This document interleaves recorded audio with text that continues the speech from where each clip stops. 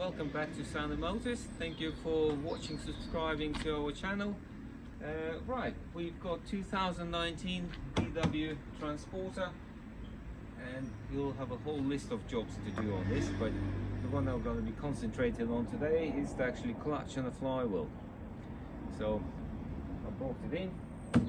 I didn't put it all the way in the garage because it's a lovely sunny day today. I'll seize an opportunity of a nice weather, so I'll work outside today. So let's jack it up.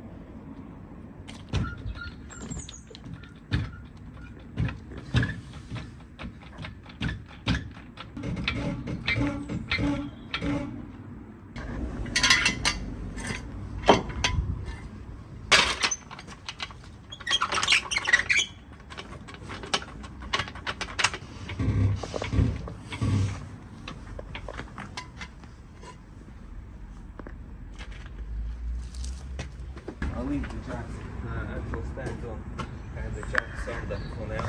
Take the wheels off and go from there.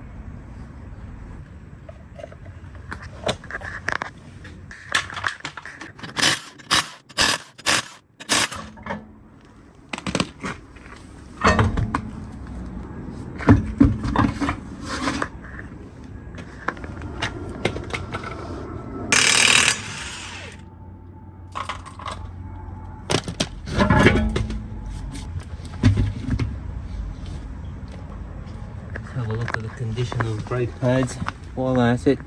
Nothing left of them. Yeah, not much left at all. So I would recommend dissing pads as well, doing it on them. I'm gonna have to take the drive shafts out now.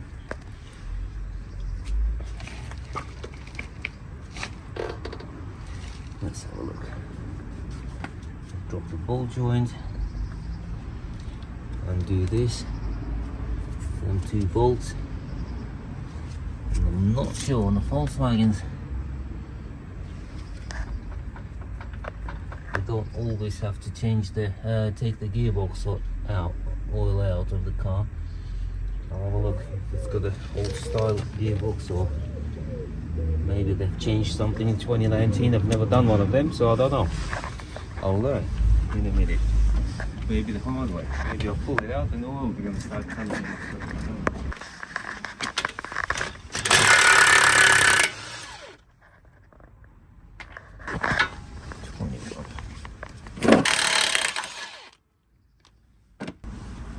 Actually, I could have just undone a ball joint. Instead of undoing from here, I could just unbolt the whole complete ball joint.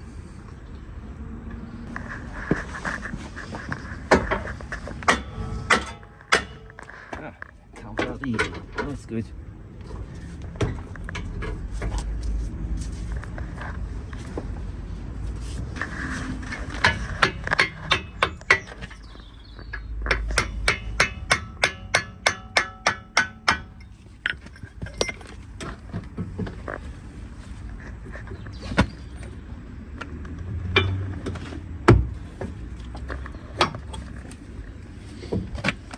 That's out.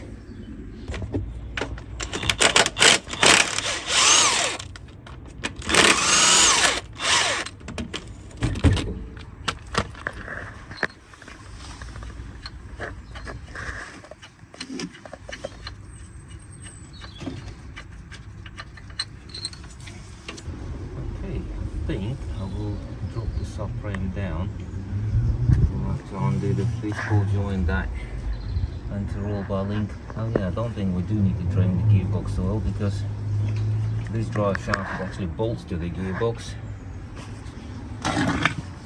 The other one just, I think, is on the multi splines. So I think I'll leave the axles for the drive shafts in for now. I'll take the subframe down.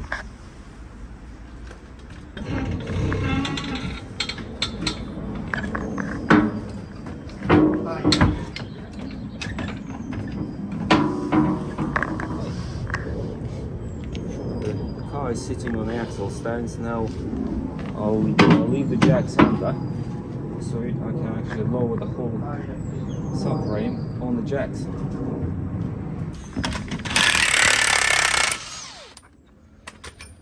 That's it. That's what I'm doing.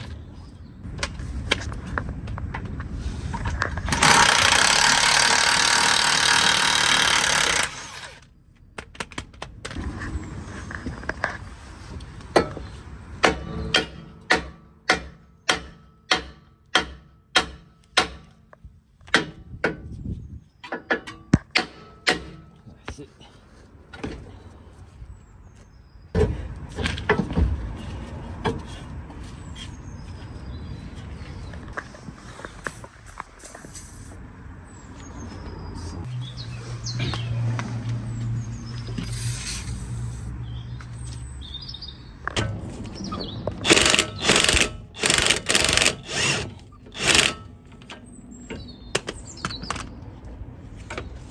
Okay.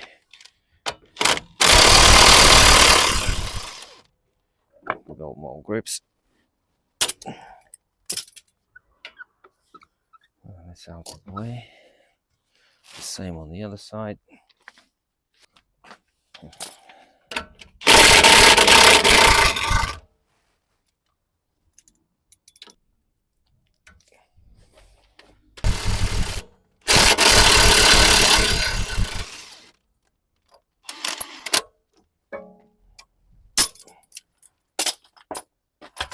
Okay, now we need to.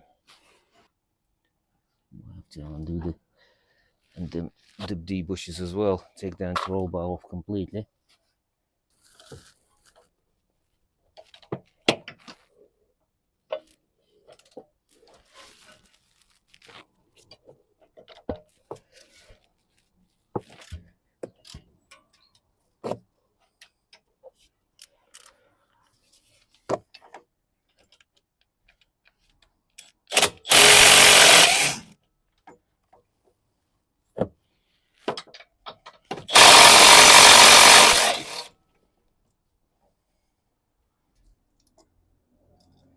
And do the same on the other side.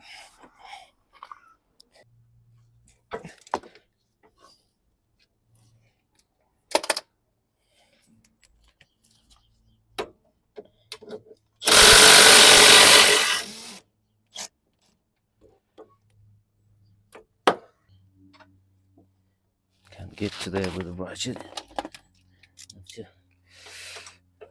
do it by hand.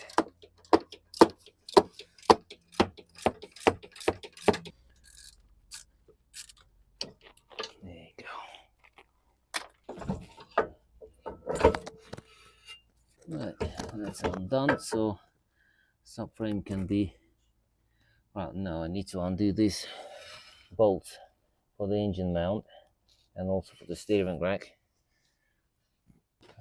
Let's see what the other side is. The other side, I'll have to undo this bolt up here. 10mm bolt here.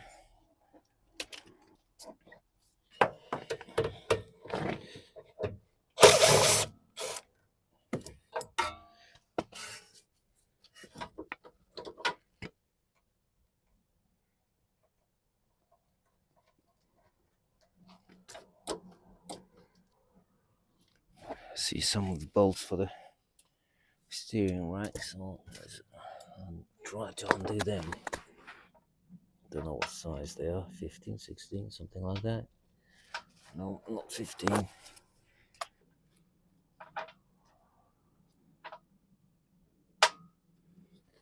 Looks like 16.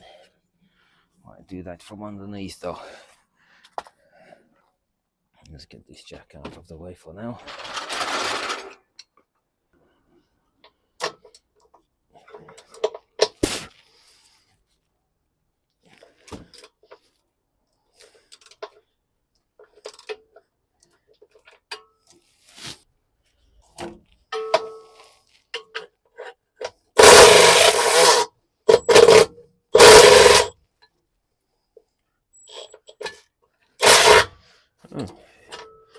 Okay, now he's got the nut and bolt, so I might do it from underneath. and just hold it from the top instead. There's another bracket here. Lots of brackets.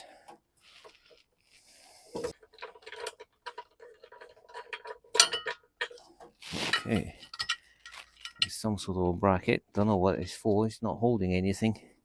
It's just there. I'm supposed to have. I think it's supposed to hold this wire up, but it doesn't. Holding the leaves. Right, I'll take this exhaust bracket off as well.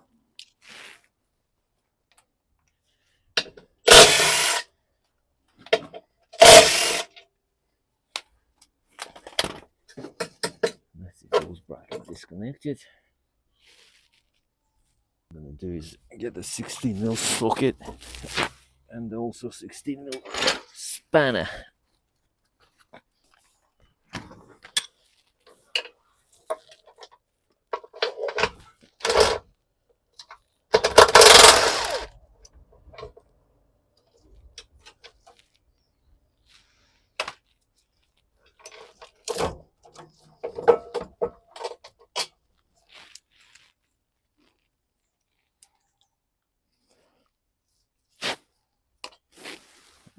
One.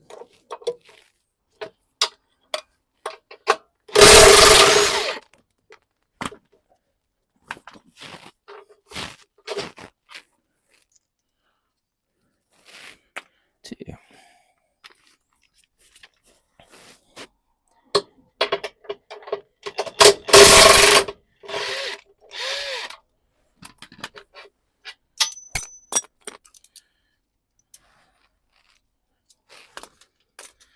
3. There should be one here somewhere.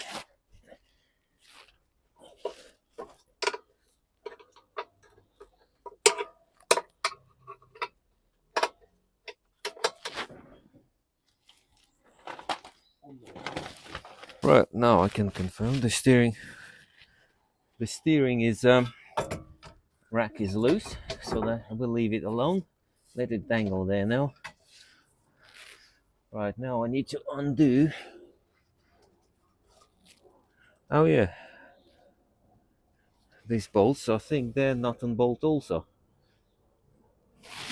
But these nuts might be welded, might not be. We'll see. That's for the engine mount, the rear engine mount. Oh yeah, they're just nuts.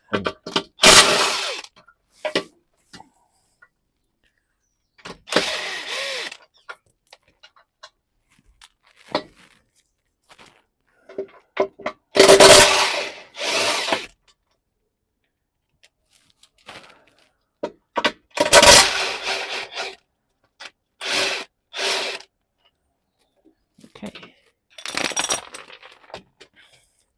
So that's all the auxiliaries that bolted the subframe undone. Undone. That's all undone. Undone. At the front, oh, it's got the front engine mount as well. And water pump bolts to it as well. So that will need to be undone also. Yeah, I don't want to rip that off. Well, the front engine mount is quite easy. It's just got 2 bolts. We'll just undo them. But because it's got the front engine mount, engine is still going to be hanging all by itself. So I'm not really fussed about it. Yeah, so engine can swivel, but it doesn't matter. It's not coming down. So that's okay. We'll leave it alone. But water pump does need to come undone. Let's have a look. I need these 2. 1, 2. 2 bolts up here. I think I might do undo them 2 bolts. I don't know what size they are.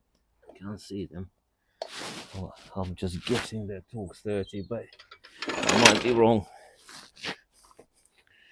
Might see from the top.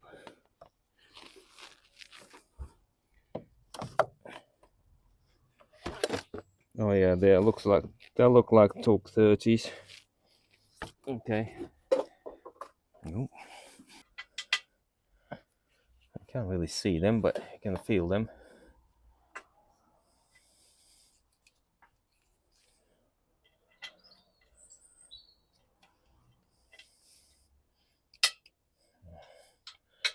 Oh, I'll do this first.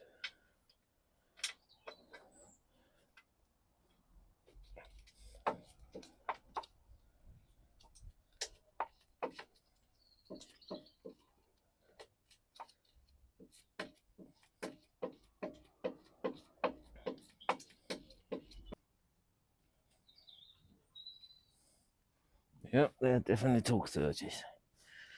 This one.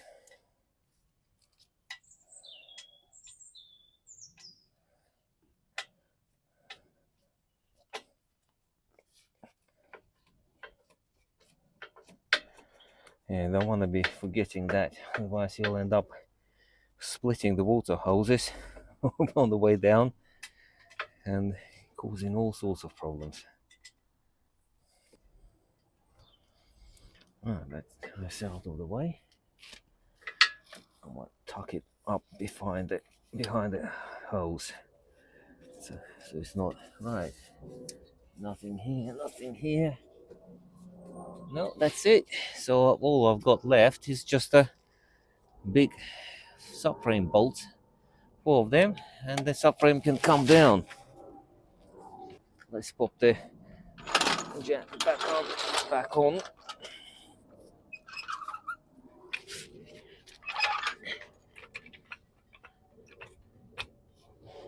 Okay, let's undo the subframe. What size there? 21 probably. Yeah, 21 mil.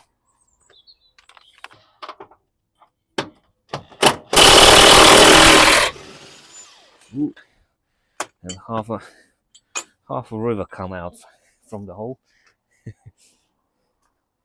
Plenty of water.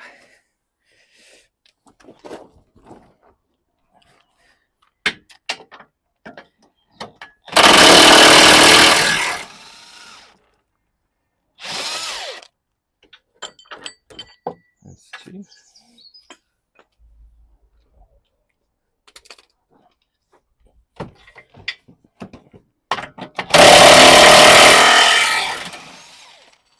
Ooh. Another gallon of water come out. I'm gonna stay there. And the last bolt.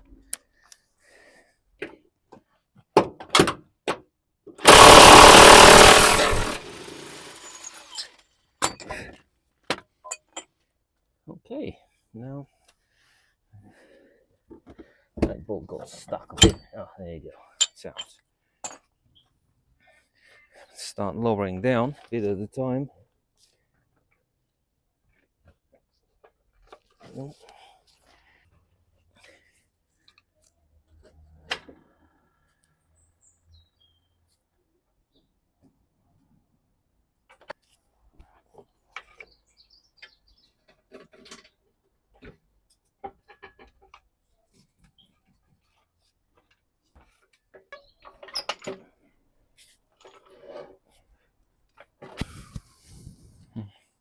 Right, we wheeled the subframe out literally on the 2 jacks. It just pulled it out nice and easy. Now I've got loads of frame underneath. We can work out with this one. Weighs a ton. And don't want to be falling onto me. Now we'll have loads of room underneath. First I'll probably undo the drive shaft now.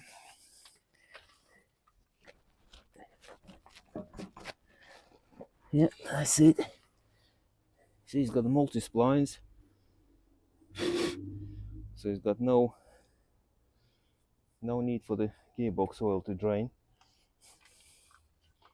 So don't drain the gearbox oil. Do the clutch, It's still the old school. That's how the old Volkswagen transporters used to be made, like with a hollow tube. But the only problem with them splines do wear out, and sometimes you get knocking noise. Ding, ding, when you move from back to forward, it goes clonk, clonk noise, and you don't know what it is. It's more likely them splines worn out. So I'm gonna put some grease in them when I put it back together. Right, this side.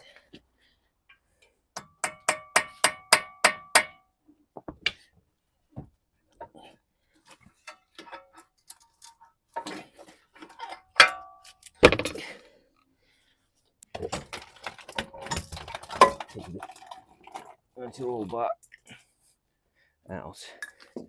As American call it, sway bar. Okay, now we can undo this last drive shaft. I think that might be a 12. It sure is.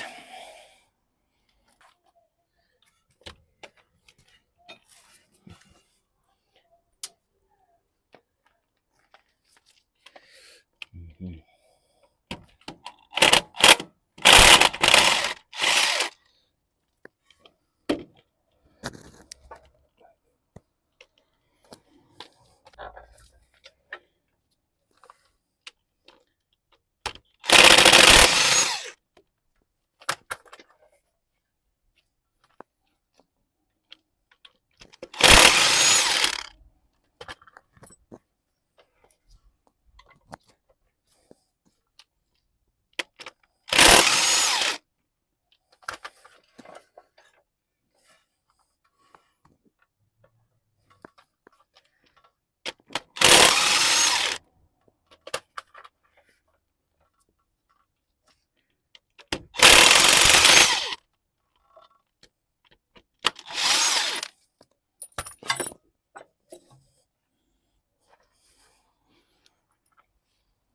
And that's it.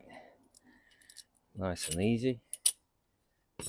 Right, I will have to try to undo the gear cables now. I don't know if I'll do it from here or from the bottom. I might have to try to do it from here. Take the bottle off. Not off, but just move it to the side.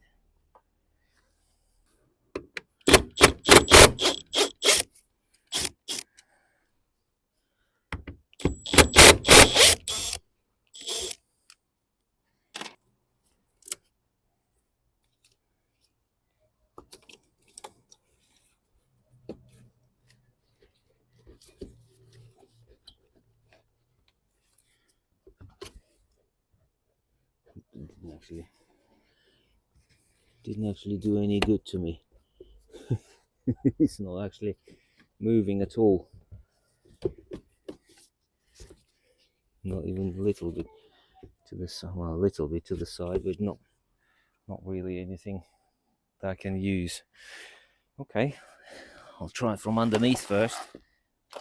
If it doesn't work, we'll think of something else.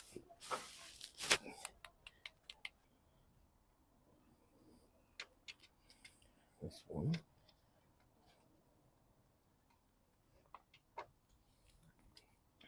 Let's do.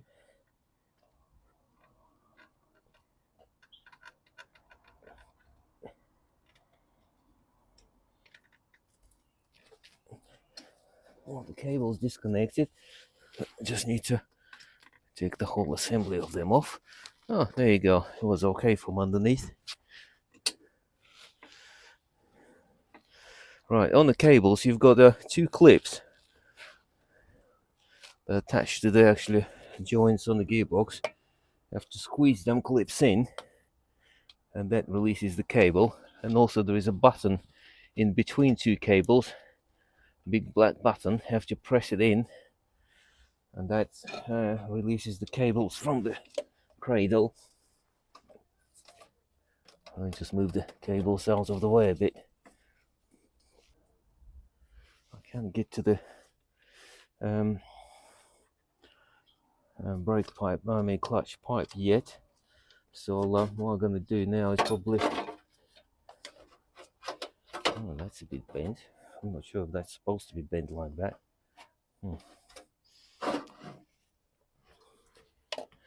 Right, I can undo the rear engine mount, rear bell housing bolts. Once I'm done them, I can support the engine. As you can see, it can move quite easily now. I might take them bolts out. It will make it easier to put it back together afterwards.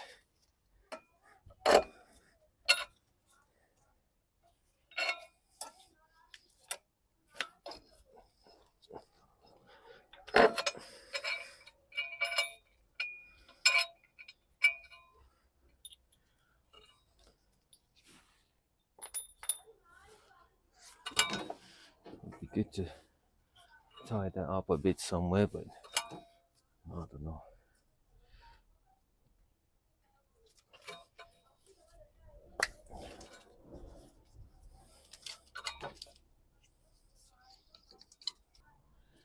Okay, let's disconnect them cables.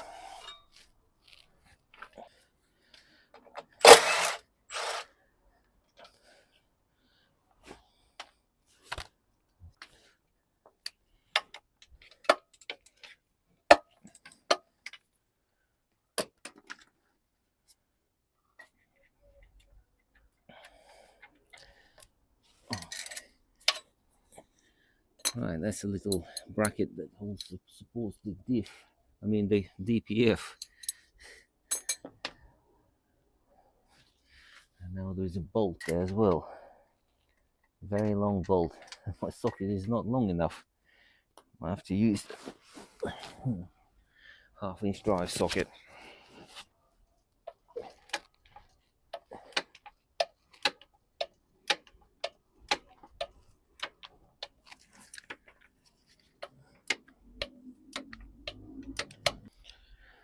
I think a bit of rust on that bolt. It's coming out very slowly.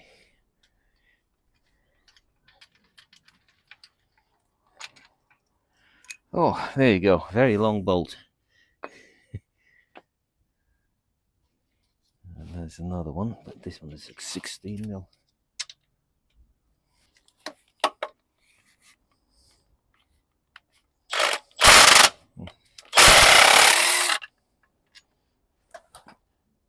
Right, I think that's all the back bolts are out.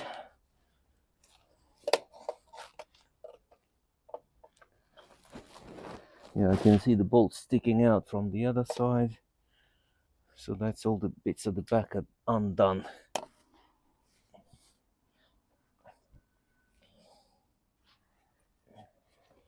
What else do I need to undo from here?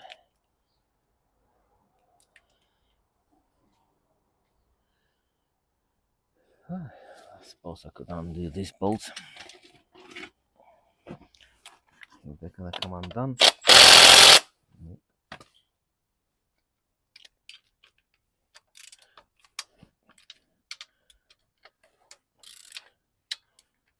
That's 18 mil.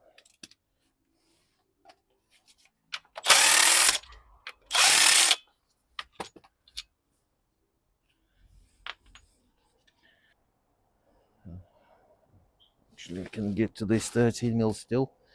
So let's undo that while I'm at it. It's a bracket bolts to the starter motor bolt.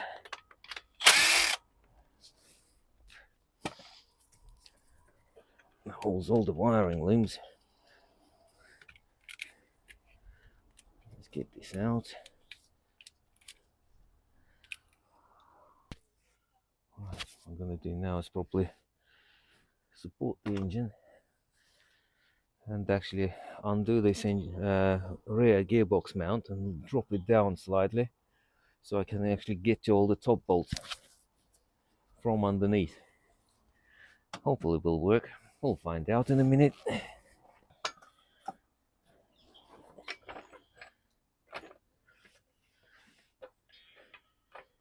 Right, that's supporting.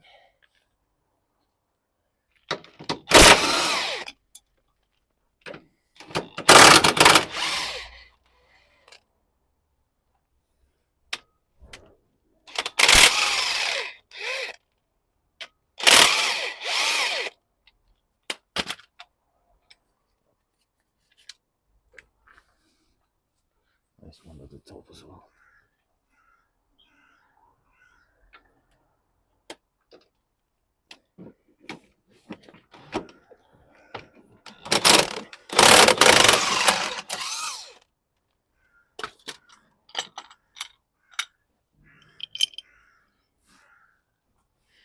Now a bit more room now. Can undo the lower starter motor bolt.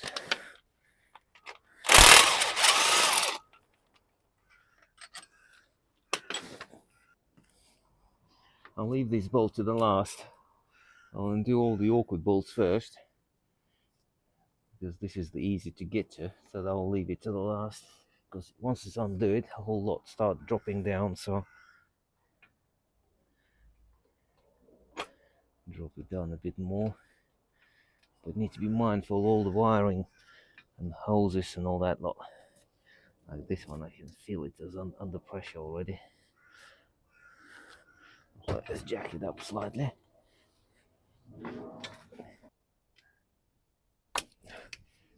Okay. Right, I've disconnected the starter motor clip. The plug. It's a reverse light switch. It's a gear position switch.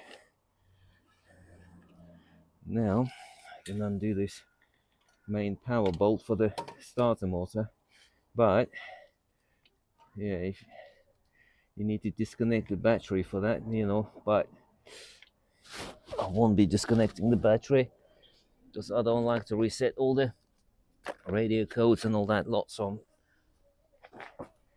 I'm gonna undo the power bolt for the starter motor carefully, and then put some tape around it so it doesn't short circuit with anything else. That's all I need to do, and that way it saves me a lot of grief setting up all the clocks and radio and other things.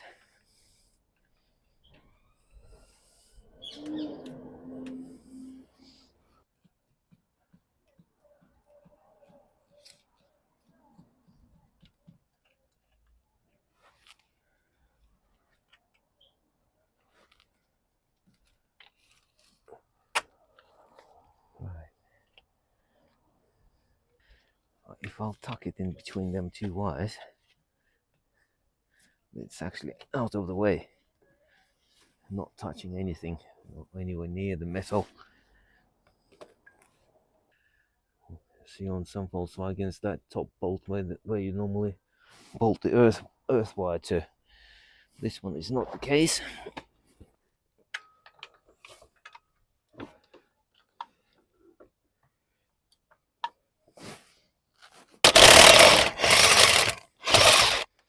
That's the top starter motor bolt undone. Normally I'll leave the top bolt in the starter motor. Then I don't know if they're different lengths or not. Some do have different lengths. And some Volkswagens I found they sometimes have a hole bolt in the starter motor hole, but this one doesn't have it. So that's good. Okay, now I need to get to the top bolt.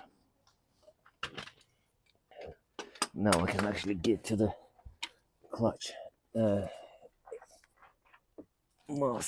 slave cylinder rather. It's just here, two 13mm bolts.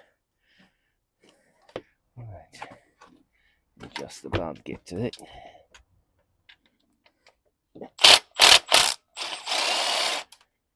That's one.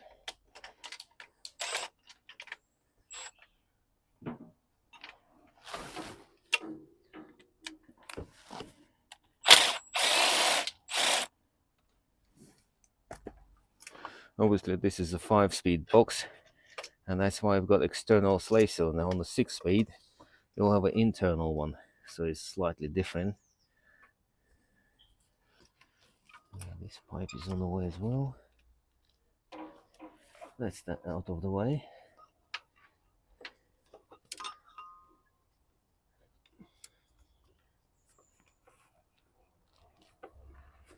And now it's this out of the way also.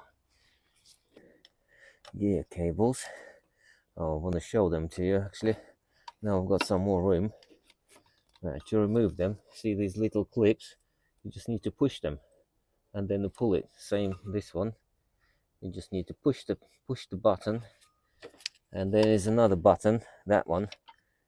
You just push it and then it releases the cables. And now it's stuck in, so that's good. It's out of the way now. Now we've got one more bolt up here.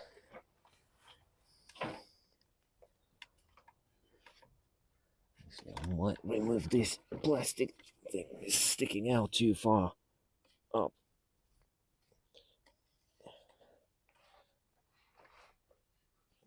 That one. So you just need to remove one of them clips. It just sits there and goes into this hole like that. So when on the way out, I'm not gonna hit it and snap it. Now I've got a bit of a better access to the top 18mm bolt. I could potentially take that off, but but then I don't see the point of it. You can leave that on. As you can see, everything we've done so far, once the subframe is out of the way, everything can be done from underneath. No need to do anything from the top at all. Oh no, you do that when I've undone the water pump bottle or expansion tank, coolant expansion tank. It's actually a good job I did, because when you lower the engine, all the water hoses become under a lot of pressure. But because that water hoses bottle is down, the actual cables have a bit of a more movement and more clearance.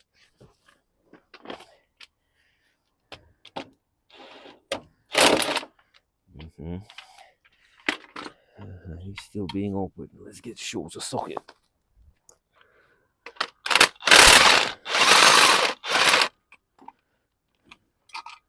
There we go. And this is the last bolt. I'm gonna do.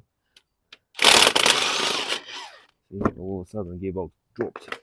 That's why you put the knee there, no? Put the knee there, so. And now.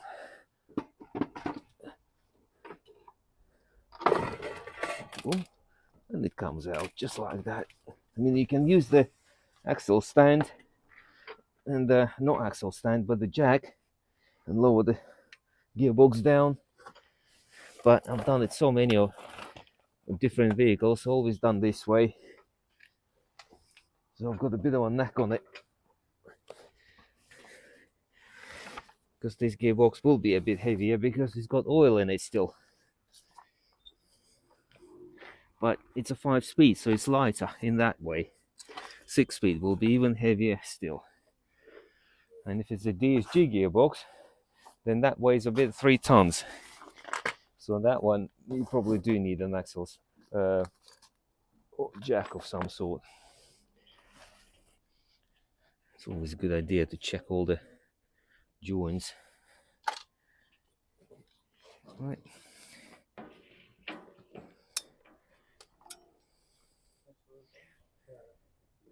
Right, that's that done. Let's see what we've got in the box.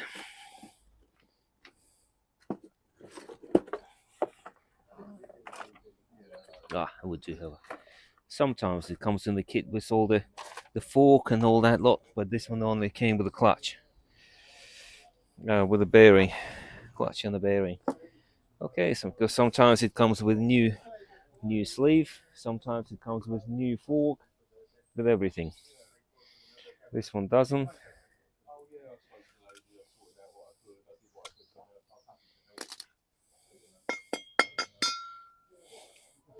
Let's clean it. And also with this gearboxes, I have sanded before. See that little pin where the clutch fork rests against? There's just a little plastic cap, and I have seen them smash. So you might sometimes need to replace that also,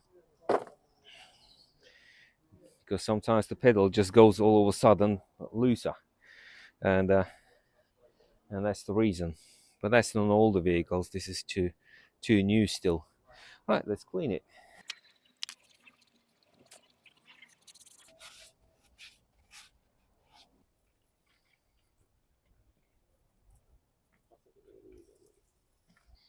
Main one is that needs to be cleaned.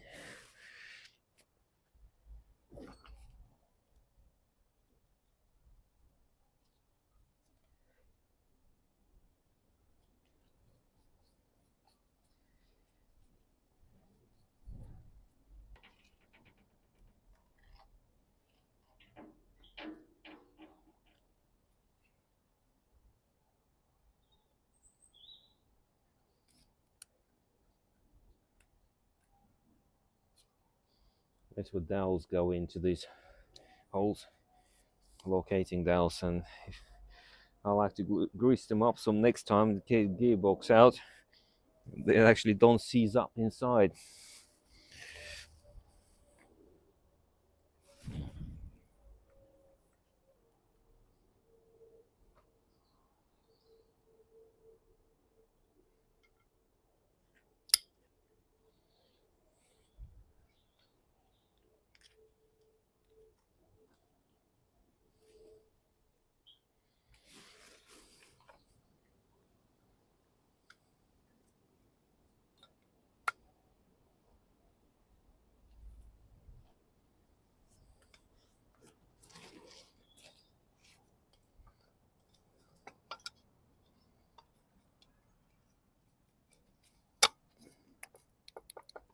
See?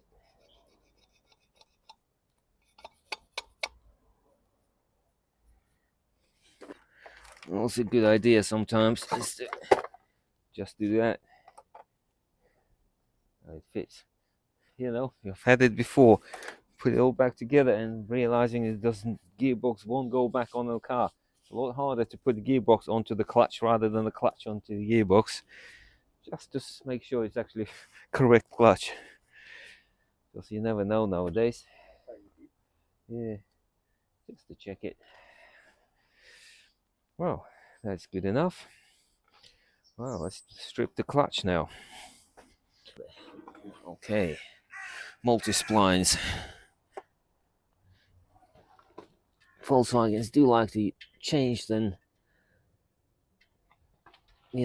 type of bolts they use.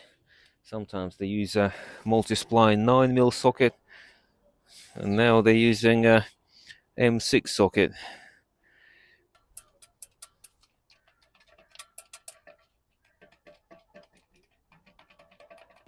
Okay, well, I took it all off. There's a clutch, flywheel, but another thing for you people that always insist on buying genuine parts. It's a Volkswagen, made by Volkswagen, but if you can see, the flywheel made by LUK, clutch, even though it's got a Volkswagen Audi group, it's made by LUK also. You see, LUK badge. So it's got the LUK and Volkswagen. Same with the plate here, LUK. So just because you bought it from the TPS or main dealer, You can pay more. You pay probably triple, but you get exactly the same thing they've made in the same factory. It's just without their stamp. But it's still made. Volkswagens don't make their own clutches, just a little tip, or flywheels. They actually buy them from Schaeffler, made by LUK, and that's why they big bulk buy and fit the two vehicles.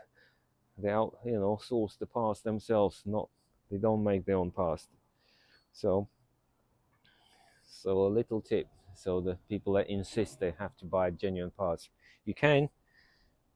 It's up to you, but you get exactly the same part. That's all. Same warranty, same part. So, okay, rant is over.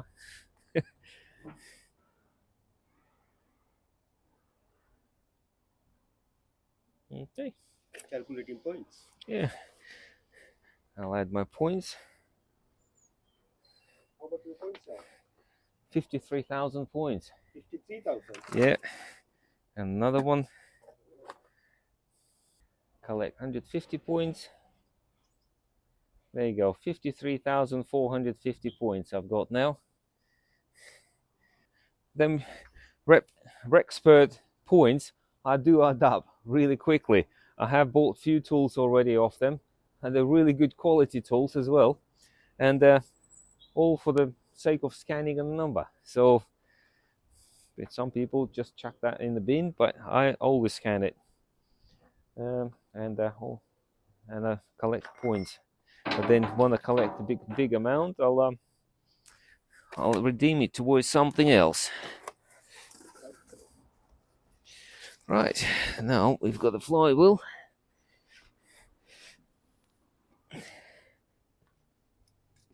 Just to compare. And this one.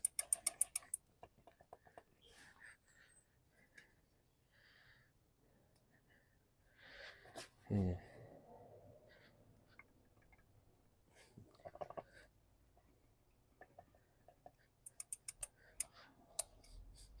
Yeah, so it's a big difference. But I mean, they do supposed to have movement, lateral movement. You have to have it. That's the whole point of them. Take the absorb the impact, and they can only fit one way. I know that this dot is supposed to be at 90 degrees, but you can only fit it one way anyway. The bolt holes are in the wrong place. I mean, it makes not really much difference, to be honest, because the timing is not done on the flywheel, but you can see a pickup ring up there. They sit just within the rear main oil seal housing, and that pickup ring is actually just pressed, well, semi-pressed on. It's stiff, but it's not. You don't have to press it in; it just taps on. But it's timed, and if you do remove it, you need to have a put in exactly the same place where you took it off. Otherwise, car will never start. The timing will be out. Just in case if you do have a leaky rear main oil seal and you have to remove the whole housing, you can remove it, but the housing is behind the pickup ring. So once you remove the housing, it pulls the ring with it. You do get a special timing tool with a new, but you have to have an engine and a TDC, and you've got a little hole there. You can see there at about 1 o'clock, and that hole, it has to line up with that tool. And one of the holes on the, basically it's easy to do, but you can just mark it and put that hole in exactly the same place where you removed it from. So just if you need to do that job also, but I don't need to do it, so I thought while it's out I might as well show it, because I had to do them before, and I do know they are timed. And also there's your crankshaft position sensor. They're so easy to get to from here. You've got a bolt right there, but if your gearbox is still on and you have to get from behind, like through this hole from there, it's not so easy at all. It's a lot of struggle.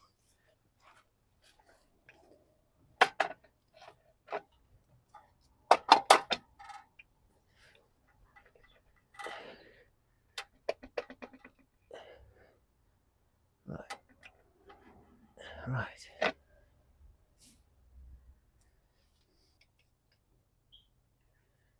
Yeah, for this job you're supposed to supply new bolts, new flywheel bolts, but unfortunately I haven't supplied the parts.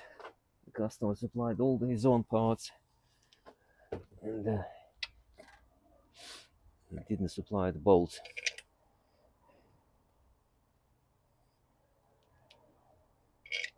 So if they fail, it's down to him, unfortunately. You can only warn people so many times.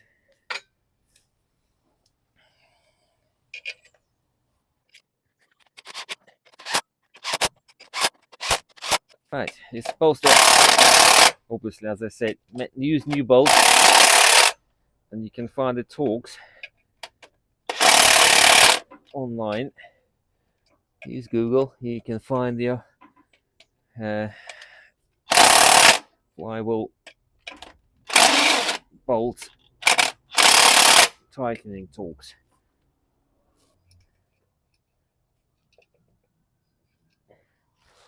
Okay, next thing I need to. Oh, it's got 2 water pumps. I just realised. Being greedy now. 2 exactly the same water pumps. So when it comes up with a fault code, on, for example, in the system that your electric water pump failed, which one are we going to replacing? There's 2 electric water pumps on the top of the manual water pump also, the one I'm going to do in a minute. Right, let's clean the flywheel. Let's clean the flywheel now. Obviously it comes covered in special protecting grease from the factory so it doesn't rust. So you've got to wash it off. Because if you don't, I can tell you, the clutch will jadder. And that's why this fluid is actually called clutch and brake and clutch cleaner. Even though we use the brake and clutch cleaner for everything from degreasing the engine to jump starting it sometimes instead of an easy start, but the main reason this fluid is this is the reason to clutch the flywheel surfaces, and the same on the discs and brake discs to remove this protective grease. And that's the same applies to our clutch pressure plate. Same thing here. Wash them surfaces off.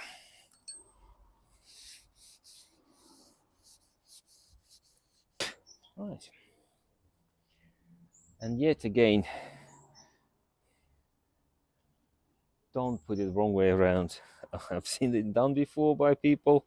I know you think it's silly, but it can be done. You can quite easily put it this way around and try to fit it. Probably break the pressure plate in the time, but it's possible to fit them wrong way around. That's why it's actually written Geartabsette, gearbox side in German, obviously. Don't know how to pronounce it properly, but that's all written not for the sake of writing because they like to write things, but because so many people done it wrong way around. This kind of more or less self-explanatory. There's some clutches are not self-explanatory. They look virtually identical in both ways. So I still don't know what would happen if you put that wrong way around, the one that looks the same. But I'd rather not do it again. I use the most simple, nice, basic tool to align the clutches. Very effective. You can use them pins that go through with different sleeve attachments, but this works on pretty much virtually any clutch, apart from probably BMWs, because they've got this pre-torque plate inside them, so you cannot use that one. You've got to have a special one for the BMWs, but all the other clutches are. Let's see.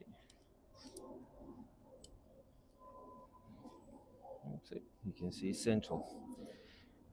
All we need to do is pop it back on.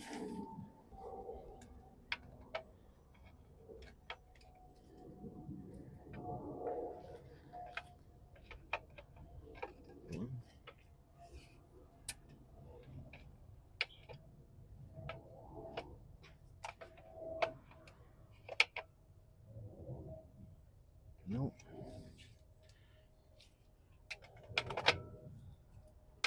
See, even the clutch, you can only fit one way because it's only one place that you will fit all the central pins in. You can buy a clutch module kit with all that clutch and flywheel all bolted together already, pre-bolted, so you don't have to do anything. You literally remove all your old stuff and bolt the whole lot straight on. Comes with new bolts and everything. See, this is your springs on the self-adjusting clutch, and you can see they all collapsed in. Well, the old clutch, oh, it's already away. The springs were literally all the way up to here, so almost double the size. So that's your self-adjusting works. When the clutches wears out, the internal ring twists, and basically the center part of this comes out basically to maintain the pressure or the same clutch position basically. So to do it properly, you need to use a special LUK clutch tool. It looks like a 3-prong, like a plate, and it basically presses them together, pre-presses it, so you can bolt them things up, and then you release the tool, and basically it releases it properly. But what I normally do is literally do like a tiny bit of the turn, crisscross section, so it's like that one, that one, that one, just like that, basically crisscrossing each bolt a little bit at a time, and it does exactly the same job. But if you try to do that bolt and then that bolt and tighten them up and then try to do this one, you basically say goodbye to your clutch. You mustn't do that.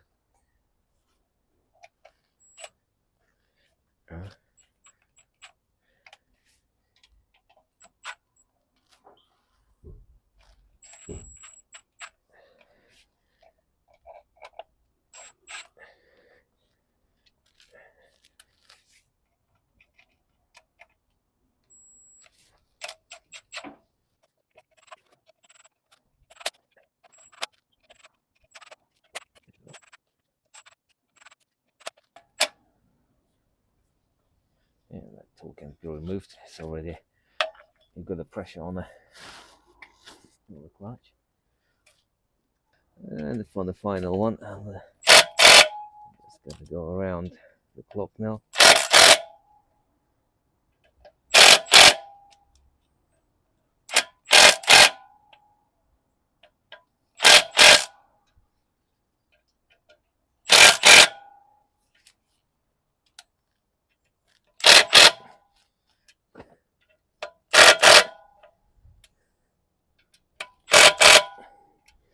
As you can see, all the leaves are nice and flush. The springs are in exactly the same position where I started.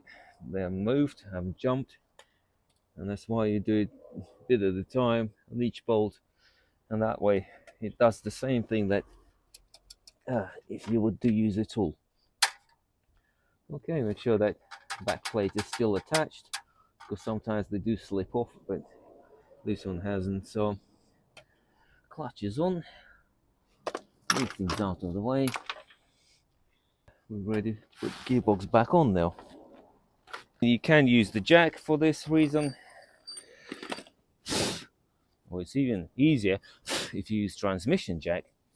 It's like a normal jack, but it's got a cradle on it. You can put it on. Actually, while I'm at it,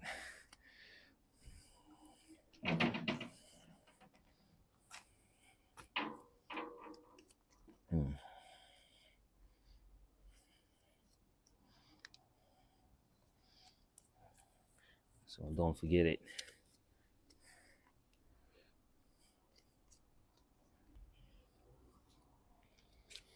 Okay. Yeah, I designed it nicely, this gearbox, so you've got a little plate up here, so if any water comes in through the engine, it will always sit here. It's just collecting, a bird feeder. There's no leak off or anything. Right. Position it, get it out of gear.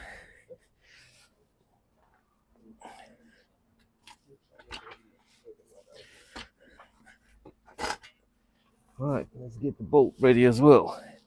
That's my bolt that goes from through this hole and goes into here. So I'll have that handy, because I don't want to be putting gearbox on and then realizing I've got no bolt. Right, roll it up. Again, stick the knee underneath.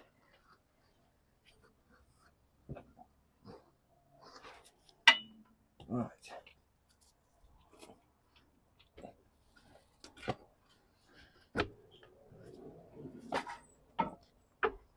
And that's where I use the legs rather than my back to lift the gearbox up.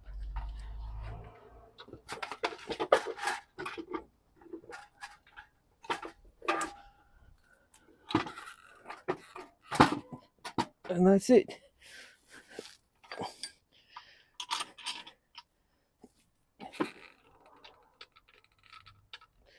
Nice and simple.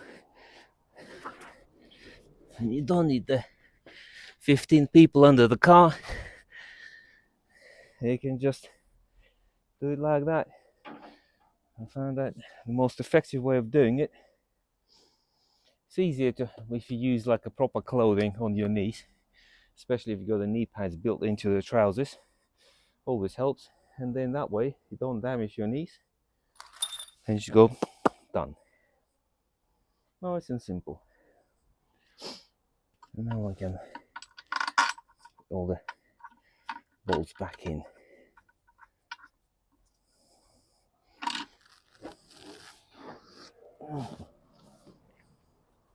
I'll start with this awkward bolt.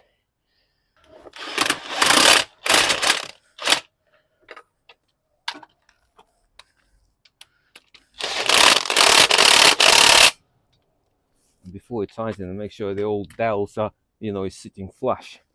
I don't want to be overdoing one side and then realizing it's actually going sideways.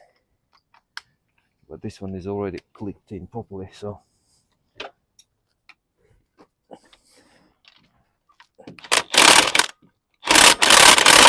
Right, that's it. That's two bell housing bolts are up. Now I can put the slave cylinder back in, untuck it, because I don't have anything else on the way.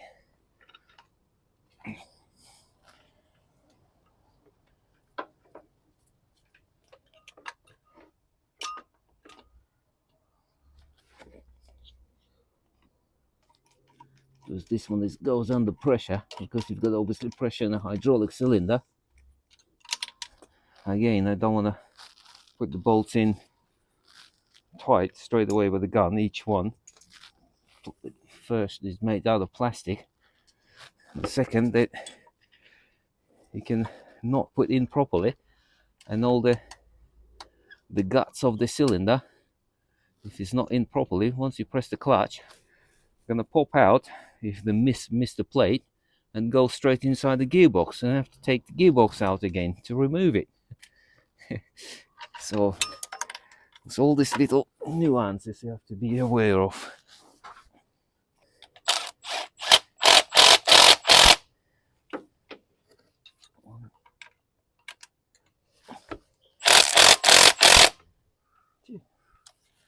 Right, that's the clutches in. I can put this bracket back in as well now.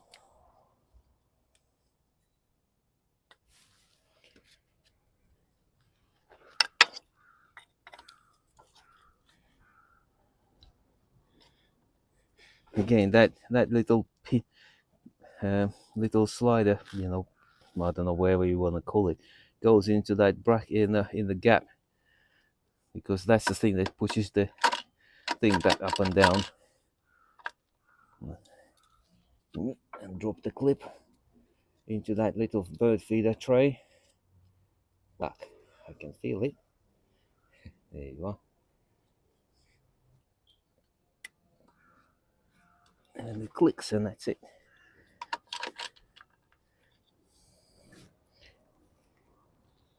Clutch cables. Don't think I'll be able to put them in just yet, because the gearbox is too low. It's too much pressure on the cables. That's too low as well. Okay, I can put the starter motor top bolt in.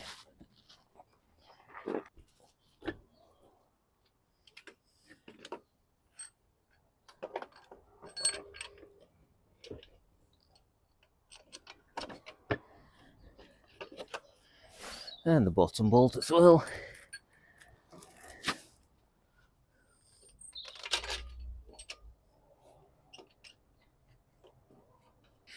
And again, same story here. You just bring them in, don't tighten it until they're both in. Yeah, that's it. Now we can.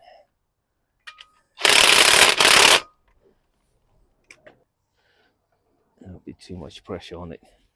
I have to jack up the gearbox.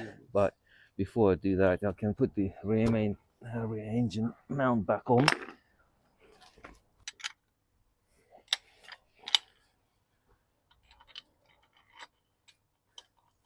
In theory, it didn't really need to take it off, but it gives me more room to get all, clutch, slave, and gear cables. So it's just more room.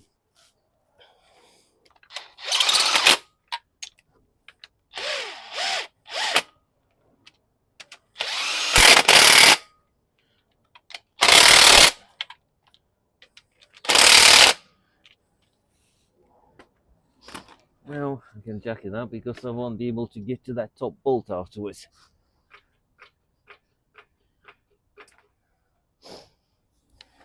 Now I can get to the electric wire for the starter motor, positive terminal. Again, because the battery is not connected, not disconnected, still live.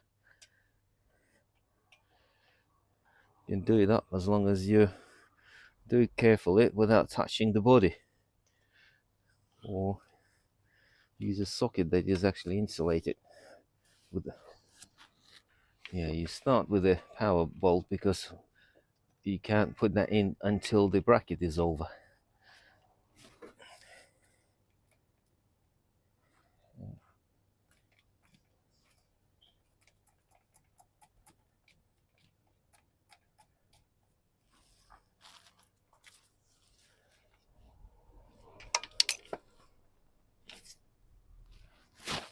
Make sure that's sitting nicely.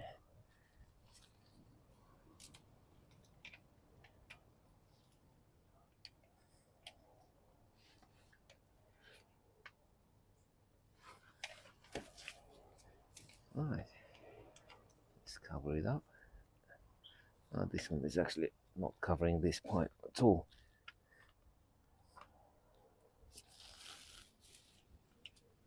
Okay, that can go in, that can go in,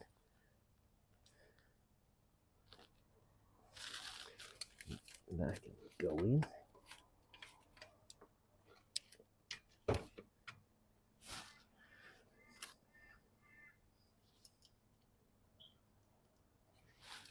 And that can go in also.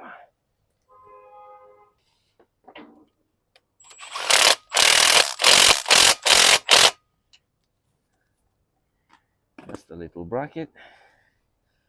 Right, that's all the bits are done at the top, apart from the reverse switch, but I need to jack it up a bit even higher now.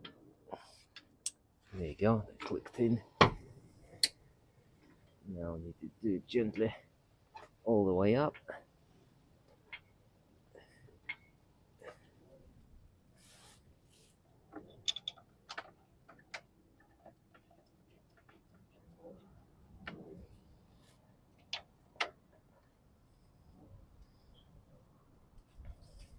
Yeah, make sure you put them in without cross-threading it, because that's the thing that holds the whole gearbox up.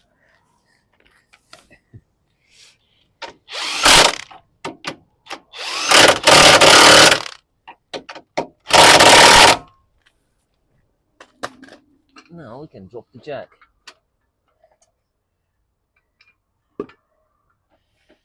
I can actually have access now to the lower bell housing bolts without the jack being on the way.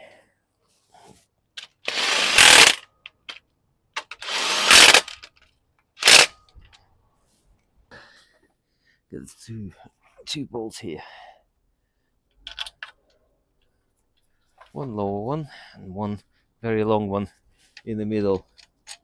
Actually goes into the, not the sump, but they actually block.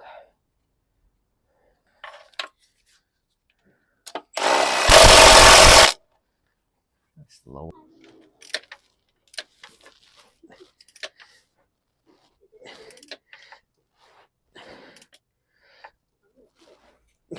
Right, that's the last bolt done up. Now I can put the bracket back on.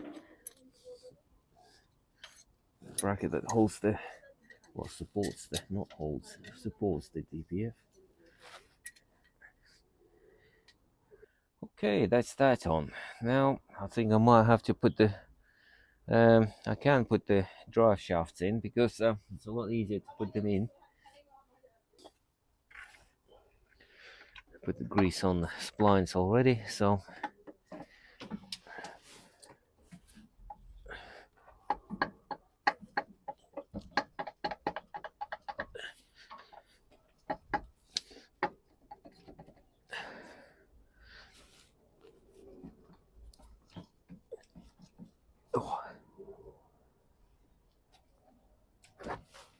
okay.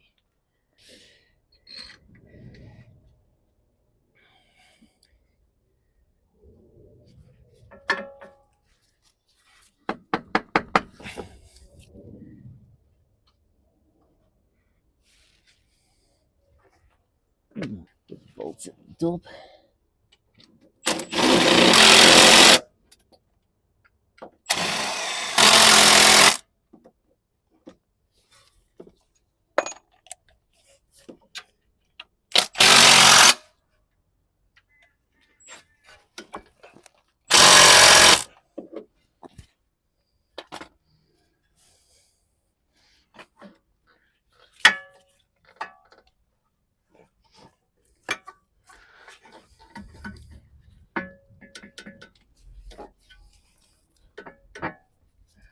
I'll pop the drive shaft in, but I won't do them up yet.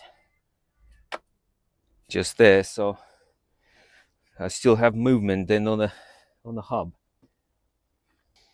Do the same on the other side.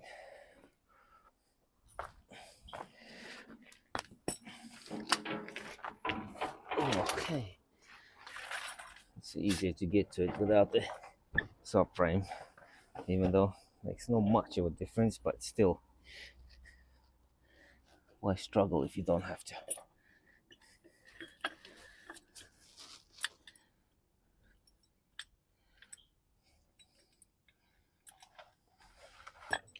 Again, with these bolts, you need to make sure they're all in first before you do any of them up. Otherwise, you might find an issue, like one bolt not going in. Even if they're like a few threads in.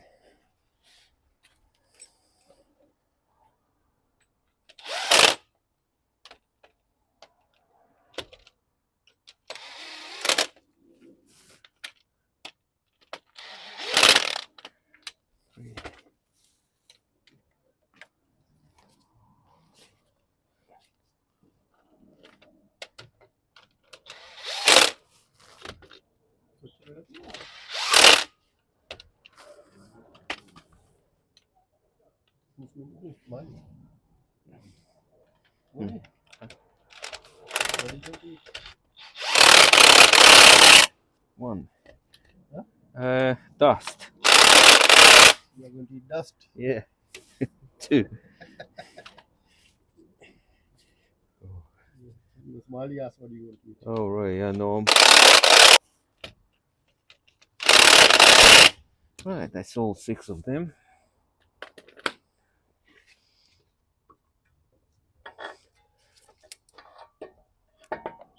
Go.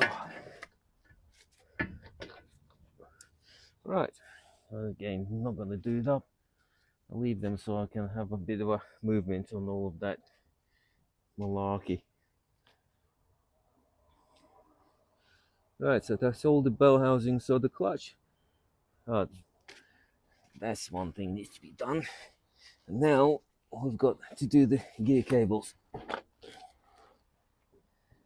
If you don't do them now, it'll be very, very awkward to get to afterwards.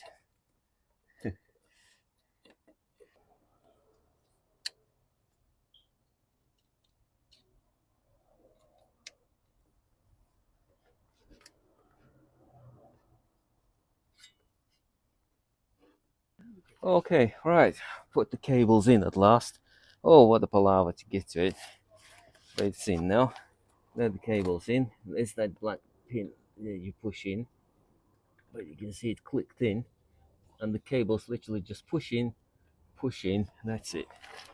And they clip in. So nice and simple. So now we've got the gears, we've got the clutch, all the bell housings done up. So the clutch is actually complete as it's happened. The only thing we have to put back on is a subframe. Drive shafts are in as well. So subframe needs to go back on. Well, I need to undo that cable tie because that doesn't need to be up anymore. And then I'll undo that. I'll plug the oil level sensor back in already. Okay, cut that off, and then I can start. Oh no, put the anti-roll bar in first. Same.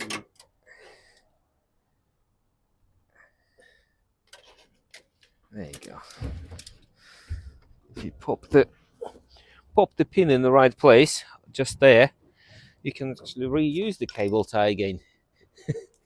Saving cables. Saving the environment. All this extra plastic that you would have cut. And there you go. It's there. Right, now anti-roll bar the whole anti-roll bar can go back in. Otherwise it will be very awkward to feed that in afterwards. I'll feed that in now. As long as I'm doing it the right way around. That way, I think. I forgot myself which way around it went.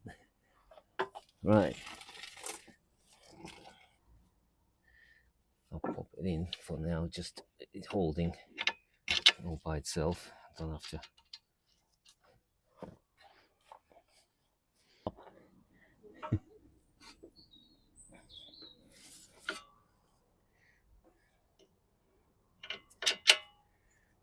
I think that's how it goes. Right. Right. Now we get our train ready. One of them.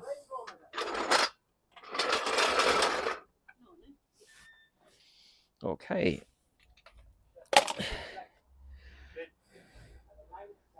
That goes at the back, that's at the front.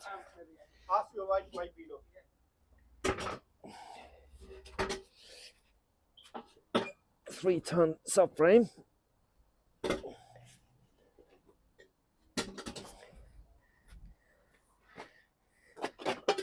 Right, one of these. That's a bit too far.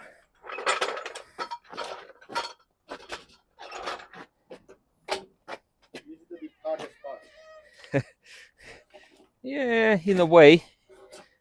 But when you have jacks, then use them as a train.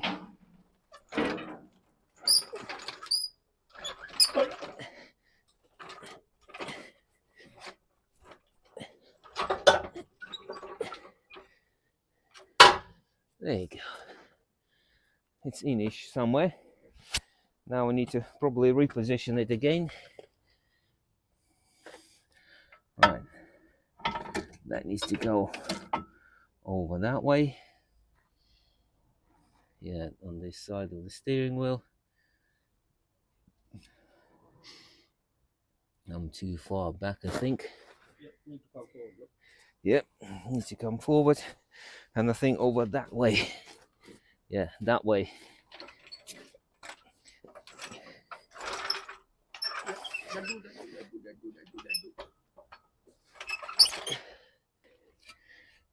That needs to come up. The steering needs to go in between. That's good enough. I'll pop the ball joint back in. Okay.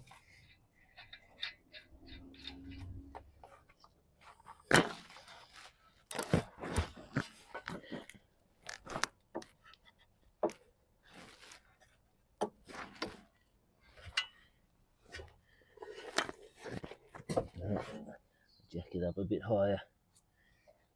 It's a bit too low. The other side ball joint gone in, but this one,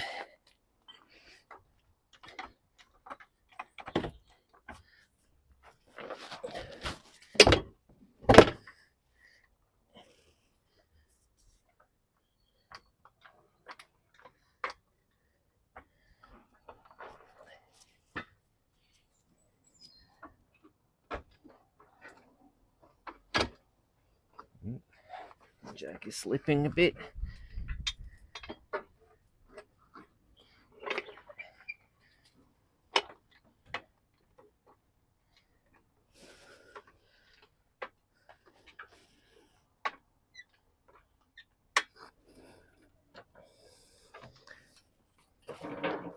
Okay.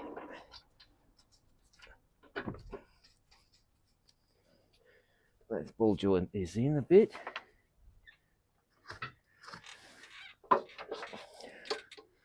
That's all good. Right. Okay. We jacked it up so the bolt more or less line up now. I'm just trying to put the anti-roll bar to the subframe, just going through the holes. Oh yeah, that's gone in. That side is gone in. Let's do this side now as well.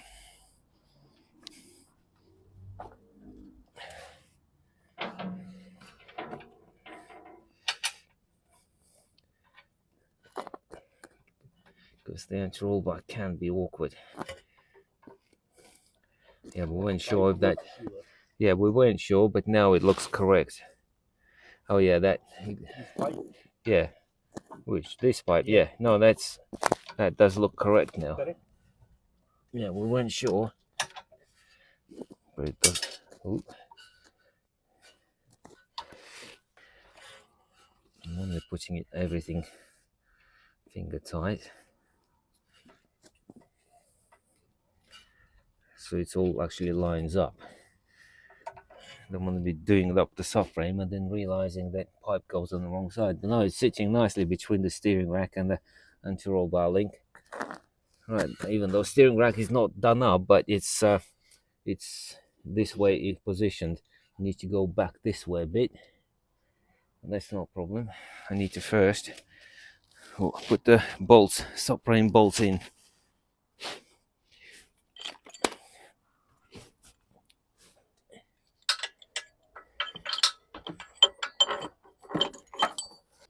Again, they're only gonna go on more or less finger tight, but I do need to use the socket. I can't get grip on the bolt that well.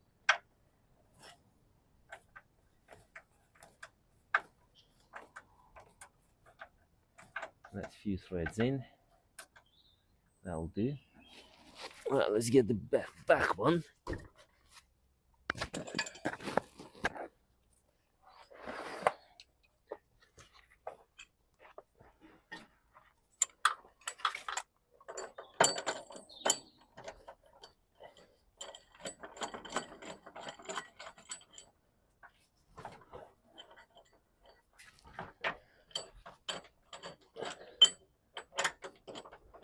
Okay, that's in. Right, that's the steering rack more or less lined up. The bolt holes look in the correct positions. Okay, let's get the back bolt. The other side, subframe bolts in. Okay.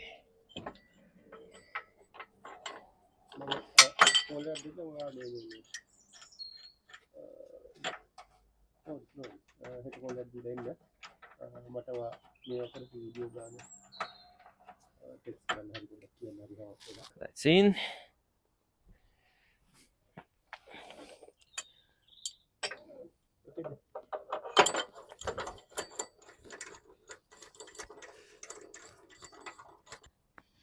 That's in. What we're going to do now, release the jacks.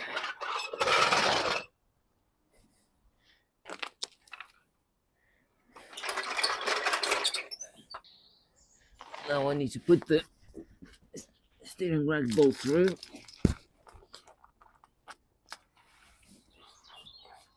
Make sure they all go through.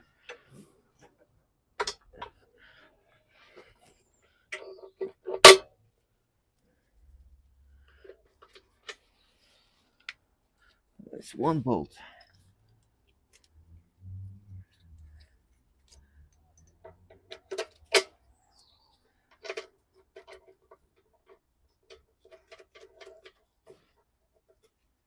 That's two.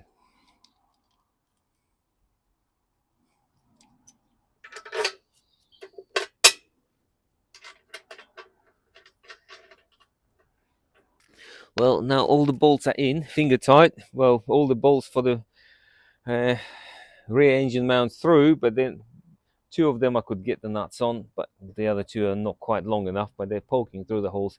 So that's fine. When we lift the subframe up on the bolts, they will push through. But before I do that, I need to do up the bolts on the anti-roll bar link, because it's easy to get to them now. Well, as easy as it gets, but it won't be as easy later. Okay. Oh, wrong way.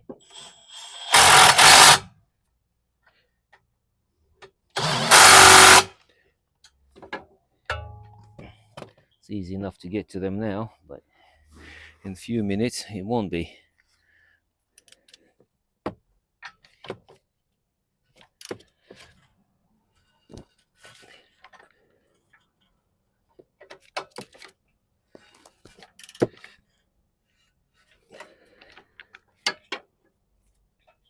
That's one. I can get to this bolt as well.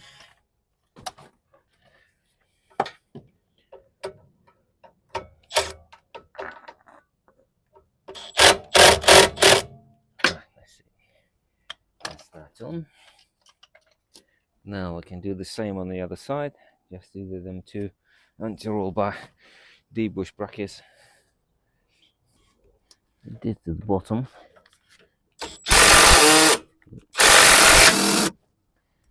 Not the top.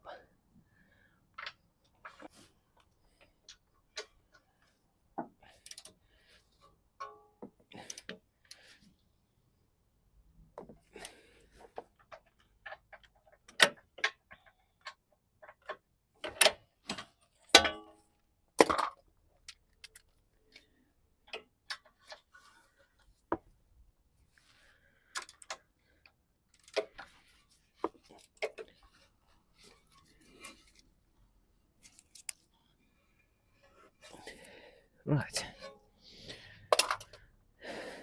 Now the awkward bolts are done up. I can do now I can actually do the subframe up. Now I need to make sure that's all square and not pinching anything. Okay, that's good enough, because there's all sorts of pipes going there, and pipes and wires, and doesn't look like anything pinched. Same at the front. Okay.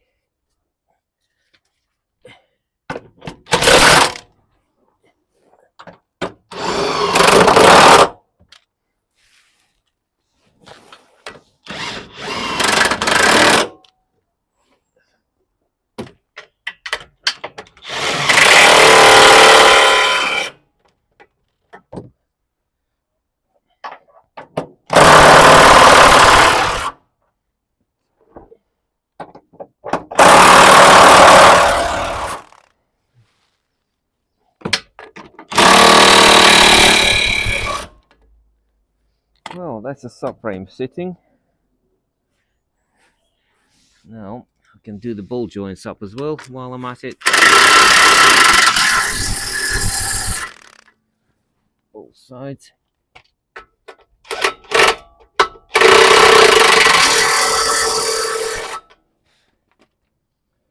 And now, one by one, I'll do up the... I can actually put the nuts back onto this engine mount because it's through now.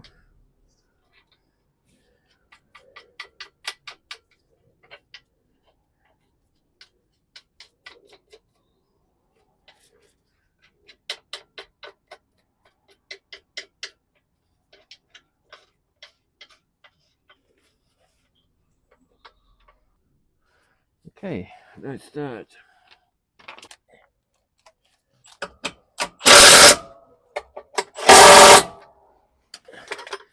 There's the bolt there. There's a socket on a little bracket there as well. That needs to be done up. 16 mil.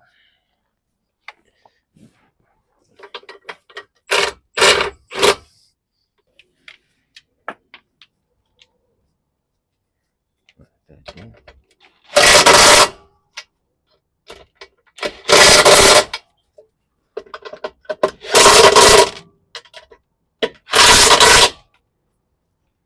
Right, let's start on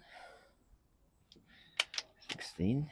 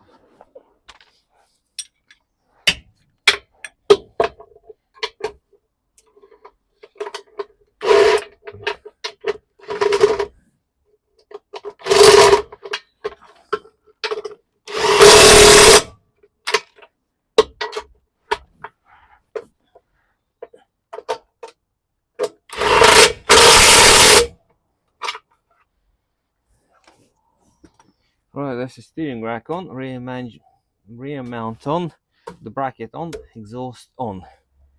Okay, now we need the front, what you might call it, the water pump bracket is already on. I think got left is them two bolts for the front engine mount.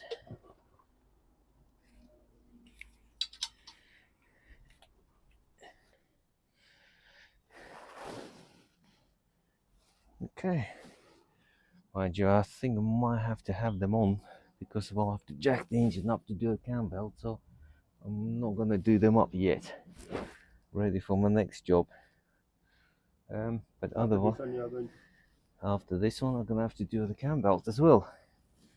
So the clutch subframe is all on apart from these two bolts. Everything here is done up, and so the only thing left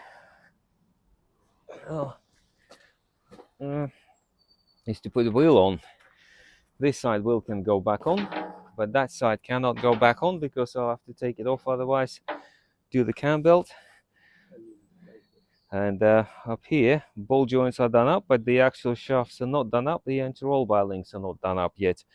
So suspension wise, that's the only thing left. Well, let's do them up.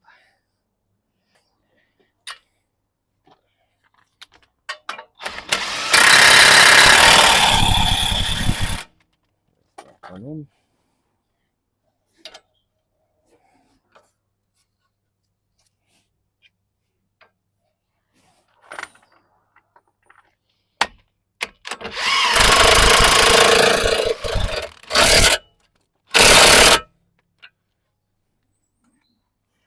Same on the other side.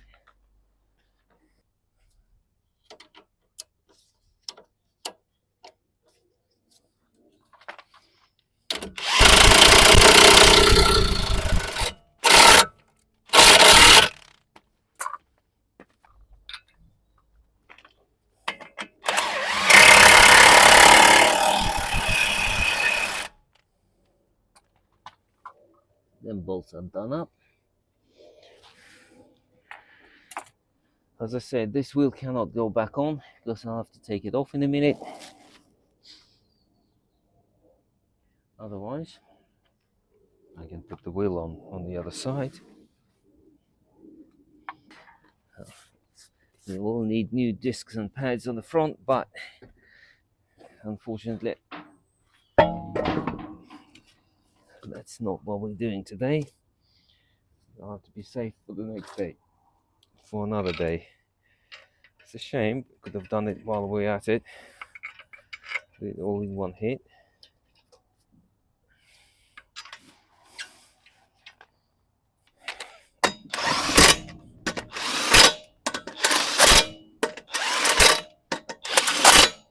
Right, once we drop it down, we'll torque it up. So I'm not gonna put the center cap on yet until the wheels are torqued up. And yeah, there's a dent in the wheel,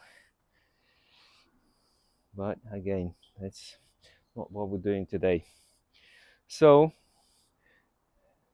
basically, that in bottle will have to go back on as well properly. But basically, we had to do the clutch with it without taking anything off the top and not doing pretty much anything under the bonnet.